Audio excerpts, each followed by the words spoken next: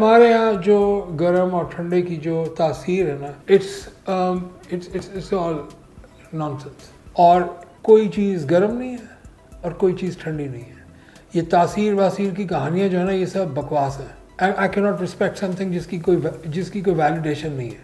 مثال کے طور پہ آج سے ہم جاتے ہیں 200 سال پہلے اور ایک شخص کو الرجک ریاکشن ہو گیا کوئی چیز کھانے سے, اور وہ جو چیز ہے مثال کے طور پہ بادام تھے یا اخروٹ تھے یا مونگ پھلی تھی, تو آپ جس کے پاس لے کے گئے اس نے کہا کہ یہ گرم ہے, اس کی انہوں نے اس کو ڈسکرپشن دی کہ یہ گرم ہے اور اس سے یہ ہیٹ پروڈیوس ہوئی اس کی باڈی میں اور یہ ہو گیا. تو بھائی جی اس ٹائپ کی تو کوئی کنڈیشن ہے ہی نہیں جسم کے اندر کہ ہیٹ پیدا ہو اور ہیٹ جو ہے وہ آپ کے اس میں نکل آئے, یا کوئی ٹھنڈی چیز ہے.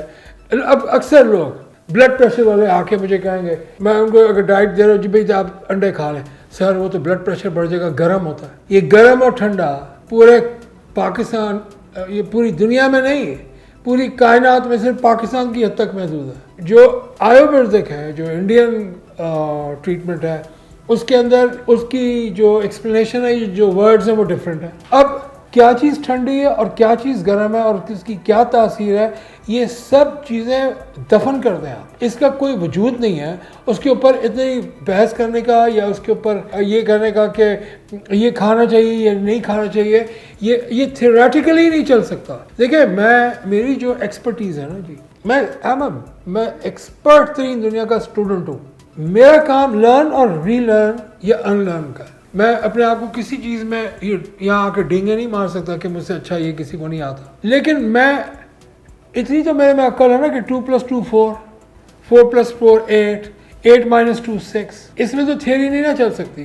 یہ اس لیے کیونکہ یہ میتھمیٹیکل سائنس ہے. Bio chemistry is a mathematical science جس میں میں کام کرتا ہوں. جس ایریا کے اندر اس میں کوئی گنجائش نہیں ہے. یہ ضرور ہو سکتا ہے کہ آپ نے کچھ کھایا, مچھلی کھائی, اب مچھلی بھی گرم ہے, بیف بھی گرم ہے, روٹی بھی گرم ہے, فلانی چیز بھی گرم ہے, فلانی چیز بھی گرم ہے, یہ چیزیں ٹھنڈی ہے. تربوز جو ہے وہ ایک نے مجھے ویڈیو دیکھی, تربوز کھائیں اس سے سیکس بہت اچھا ہو جائے گا. بھائی تربوز کا سیکس سے تو کوئی تعلق نہیں ہے, اور تربوز گرم چیزوں سے سیکس بہت ہو جاتا ہے. آپ اس کی جب جڑ میں جائیں گے گرم ٹھنڈے کی تو سیکس برآمد ہو جائے گا. اور یہ اگین کانسیپٹ بیچنے کا ایک طریقہ کار ہے.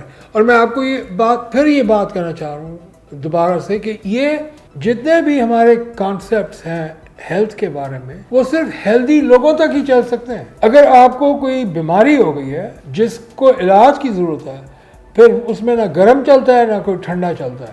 یہ جو کانسیپٹ ایک ہے کہ جی فیوچر میں جو بیماریاں ہیں وہ سب کی سب نیوٹریشن سے کریکٹ ہوں گی, نہیں ہو سکتی. نیوٹریشن ایک ایسا ایلیمنٹ ہے جس سے آپ ایک کنٹریبیوٹنگ ایلیمنٹ ہو سکتا ہے. کلی طور پر مکمل طور پر وہ نہیں ہو سکتا. یہ دس از ناٹ پاسبل.